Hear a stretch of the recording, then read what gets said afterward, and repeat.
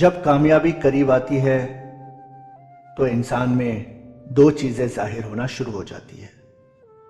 اول، وہ باعمل بننا شروع ہو جاتا ہے۔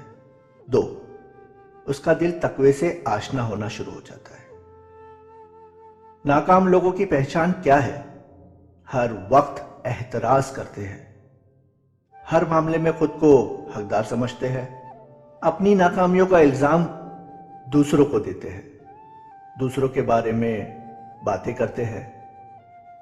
ان کو خود سمجھ نہیں آتا کہ وہ کیا چاہتے ہیں۔ تبدیلی سے ڈرتے ہیں، چاہے اندر کی ہو یا باہر کی۔ بے مقصد زندگی گزارتے ہیں، دوسروں سے علم چھپاتے ہیں۔ جب اولاد دنیا کی دولت سے امیر بن جائے تو ماں باپ ڈر ڈر کے بات کرتے ہیں، کہیں اولاد ناراض نہ ہو جائے۔ لیکن جب اولاد ایمان کی دولت سے امیر بن جائے تو اولاد ڈر کے بات کرتی ہے، کہیں ماں باپ ناراض نہ ہو جائے۔ تمام عبادات ٹائم پر انجام دے رہے ہیں، لیکن ریاکاری کے ساتھ تو قابل غور ہے۔ باہر دوستوں کے ساتھ بہت نرم لہجہ اور رویہ، لیکن گھر میں ماں باپ بیوی بچوں کے ساتھ بد اخلاقی، قابل غور ہے۔ مہمانوں کی بہت آؤ بھگت اور خدمت، لیکن ان کے جانے کے بعد ان کی غیبت تو قابل غور ہے۔ صدقہ بہت زیادہ نکالنا، لیکن اس کے ساتھ فقراء کو تانے تن کے دینا، قابل غور ہے۔ تہجد اور قرآن کثرت سے پڑھنا، لیکن رشتہ داروں سے قطع تعلق، قابل غور ہے۔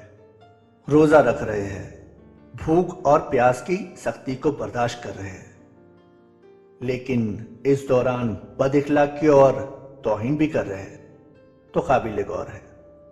دوسروں کے ساتھ نیکی کر رہے ہیں، لیکن کسی مقصد کو حاصل کرنے کے لیے، نہ کہ رضائے الہی کے لیے، تو قابل غور ہے۔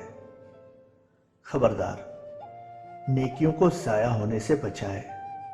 آپ اتنی محنت کر رہے ہیں جبکہ وہ ساری کی ساری ضائع ہو رہی ہے، اور نیکیوں کی ٹوکری خالی ہوتی جا رہی ہے۔